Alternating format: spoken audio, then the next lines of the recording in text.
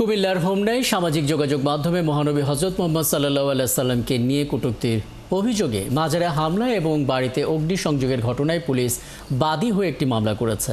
থানার উপপরিদর্শক তাপস চন্দ্র বাদী হয়ে অজ্ঞাতনামা ২০০০ লোককে আসামি করে গতকাল বৃহস্পতিবার রাতে মামলাটি দায়ের করেন। যদিও এই মামলায় এখন অবধি কাউকে গ্রেপ্তার করা হয়নি। এর আগে ফেসবুকে কটূক্তির দায়ে অভিযুক্তের বিরুদ্ধে মামলা হয়, তাকে গ্রেপ্তার করে পুলিশ। আর পুলিশি পদক্ষেপের পরও এই মাজারে হামলাকে পরিকল্পিত উল্লেখ করে জড়িতদের দ্রুত বিচার চান এলাকাবাসী। সহকর্মী এনামুল হকের পাঠানো তথ্য এবং ছবিতে বিস্তারিত। পরিস্থিতি থমথমে। তৃতীয় দিনেও রয়েছে যৌথ বাহিনীর টহল। কুমিল্লার হোমনায় আসাদপুর ফকিরবাড়ি, কালুশা, হাওয়ালিশা ও দয়াল বাবা ইয়া আব্দুসা মাজারে ভাঙচুর, আগুন ও লুটপাটের চিহ্ন। যৌথ বাহিনীর টহলে জনমনে স্বস্তি এলেও আতঙ্ক কাটেনি। মাজার ভক্ত ও এলাকাবাসী বলছেন, সামাজিক মাধ্যমে নবীজি সাল্লাল্লাহু আলাইহি সাল্লামকে নিয়ে কটূক্তিকারীকে সঙ্গে সঙ্গে গ্রেপ্তার করার পরও এমন হামলা মাজার বিদ্বেষীদের পরিকল্পিত। পোস্টদাতা চট্টগ্রামে থাকে এবং মাদকাসক্ত বলে তারা জানান।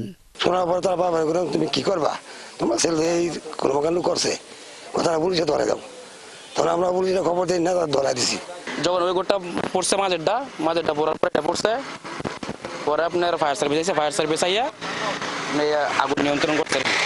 কিছু কিছু লোক মানে ওইখানে আমরা থাকতাম, ওই ঘরগুলো একবারে এমনভাবে ভাঙচুর করছে, মানে এখন যে আমরা ওইখানে একটা প্লেটে ভাত নিয়ে খাবো, ওটা মগে পানি নিয়ে খাবো, ওইটাও নেই।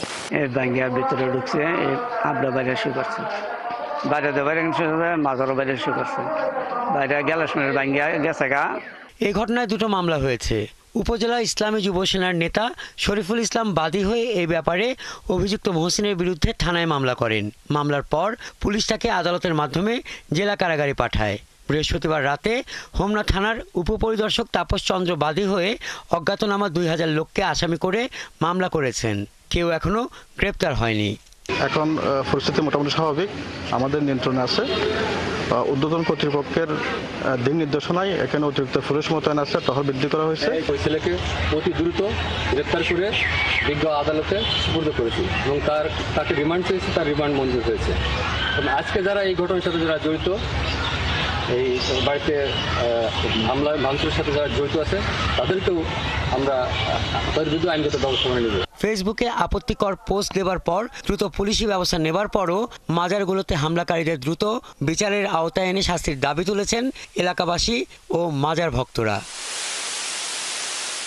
হাসান আহমেদ, ৭১।